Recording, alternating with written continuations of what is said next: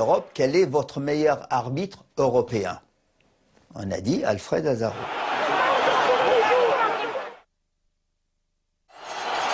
That's it, he survived the round anyway.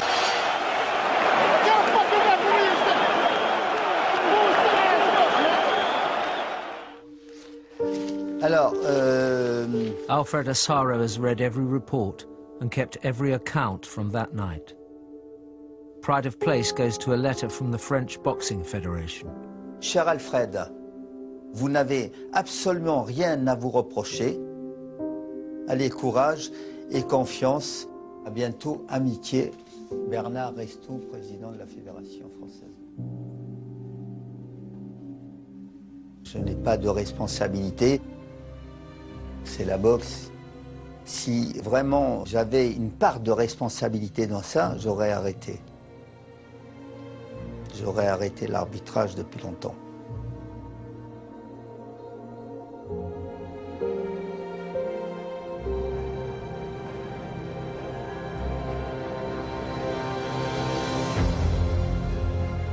How does a man who almost kills another man sleep at night? For 12 years after the fight, there was a lingering animosity. At that time, there was so much resentment, hatred, or whatever. And then I read an article in a paper that said, we wanted Ben dead, now we want his money. So this was what I was left with. All you lot were cheering him up, giving it this, giving it that. I was just on a high. I knew he wouldn't be able to go the distance. At that time, I wasn't really thinking about Gerald. Yeah. Right away, everything negative just took control. And we were already devastated by what happened.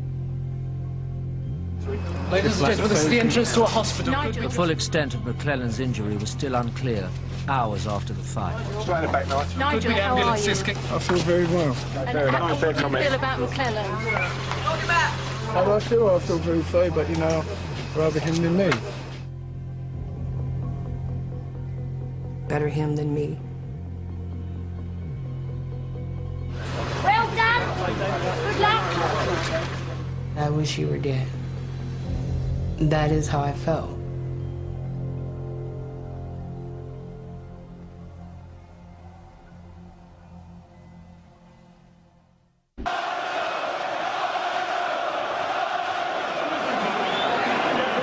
Kevin Sanders, the new trainer, talking to Nigel Benn.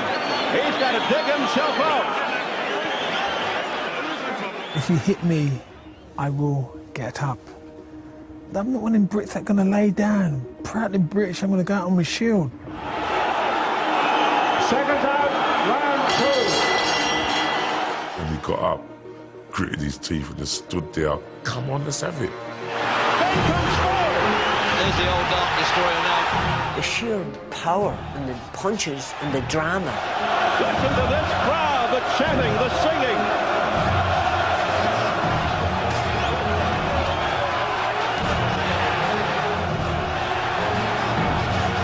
Naz was there, Don King jumping up and down. Bruno was going up and down, he had this red suit on him. It looked ridiculous. That suit? Oh, Tesco, man, Primark. No chance. Look at the heart of Nigel Benn. There's the bell for round two. I didn't feel nothing. I didn't feel nothing at all because of Denny Mancini. Start out-thinking this fella. The fella's running out of ideas. Look at him, you've got him, you've got him. He made me believe that I had him every round. It's such a contrast, your corner, to what many felt was wrong with his corner. Yeah.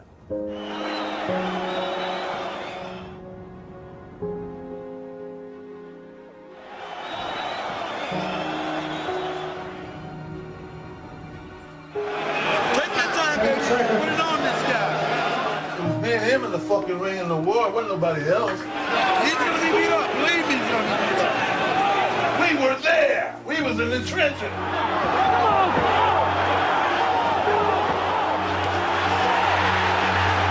I can't even say that you would classify him as a coach. I'm a very experienced trainer, probably one of the best in the damn business. And Gerald knew that. That's why he hired me. Had you ever heard of him?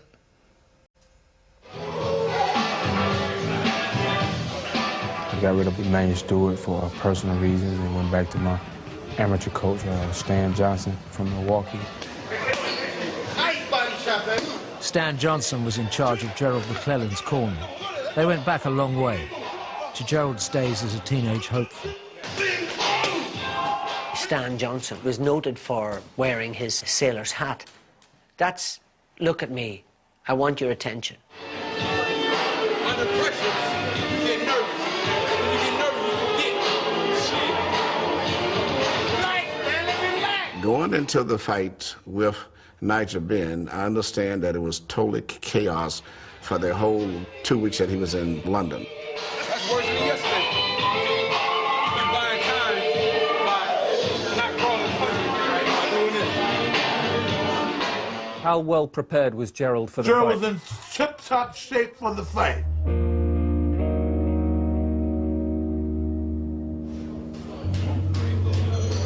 When I walked in Gerald's dressing room, and I asked him what he was doing his hands up for. And his words to me were, "These idiots don't know how to do it."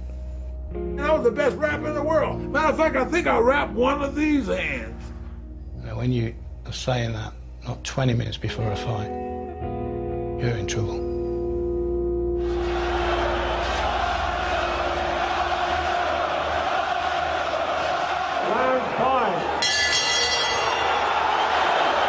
McClellan had won his 3 previous contests in round 1. Sheer exhaustion could decide this fight. Approaching the halfway stage of his first fight at super middleweight, some were seeing warning signs. McClellan now seems to be having trouble breathing. Almost losing the gum shield there as though he's spitting it out. The situation should have been evaluated when Gerald's mouthpiece wouldn't stay in his mouth. Finally, the mouthpiece was hanging precariously the last few rounds, and it finally goes up. They're still going at it. That was an indication to me that maybe he wasn't getting the proper amount of oxygen. If someone had the knowledge of a coach, he should have picked up on that. They didn't know what they were doing. And I'm there. I'm supposed to be the thick paddy watching all what's happening. And I'm thinking to myself, this is organised chaos. He wanted a winner, and we all want winners, but there comes a time in a fight when you look at a gang and you know it's time to stop. It's a really, really, really important job. Some say that Gerald should have been pulled out of that fight much earlier. Why would he be pulled out of the fight that early? He was never in trouble. He was never knocked down. He was never hurt. Son coin, qu'est-ce qu'il fait? Il jette l'éponge. Il l'a pas fait. Les seuls, pour l'instant, les responsables de ce drame, c'est son entourage. Wrong fucking answer. I'll tell you this, Mr. Referee. My job is to promote a fighter, to get up off the stool, to go wreak havoc on the son of a bitch in the other corner. That's my job. Your fucking job is to stop fights, not mine.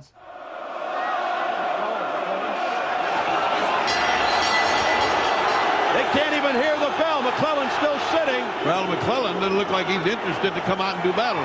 He looks like he's losing heart.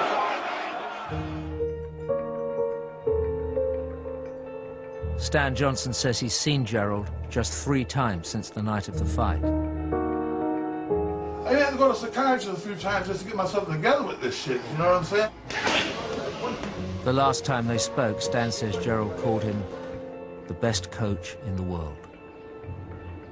Still got the hat? Yeah. It's like a trademark. It's like Don King, you know what I'm saying? Gerald knocked it off, didn't he, during training? Yeah, he would knock off during training. Yeah, he sure would. Yes, he would. Yeah, he would. Broke my teeth during training, too. But he paid for them. Some people say he did it on purpose. Gerald would be that kind of person.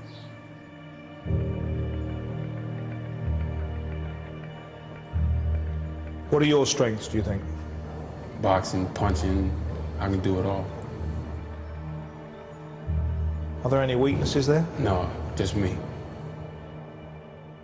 Mean, cocky, arrogant. He always had like that tough guy image. You can see that his mind was very unpredictable. He would just snap sometimes, and you could see that.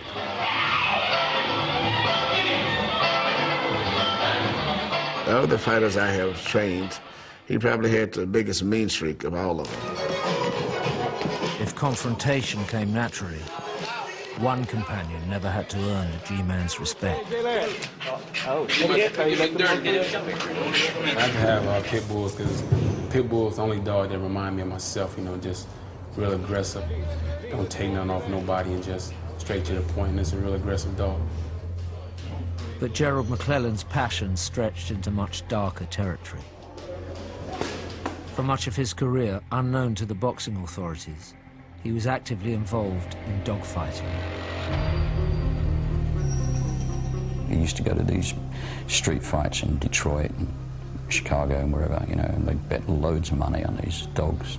That would fight to the death? Yeah, because they're bred to fight and to kill, basically. And I think he fed off that. I think he got a certain satisfaction out of it.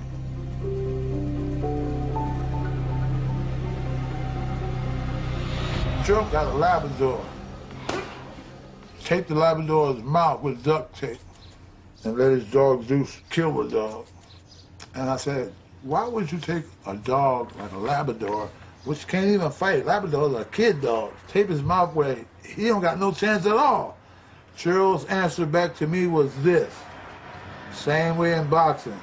All I need to do is taste some blood once in a while. And that's all my dog needs to do. He needs to kill something once in a while.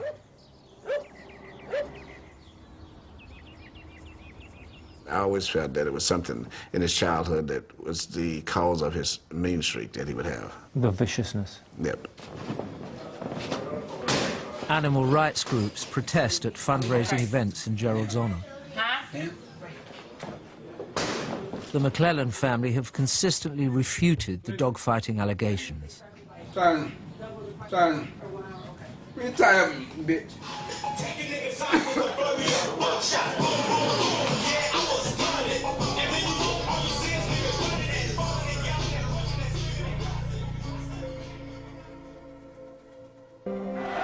Second out, round 8. This isn't a fight, it's a Hollywood script. It was like Rumble in the Jungle with Muhammad Ali. Every second, every split second, you didn't know what was going to happen. You're like this.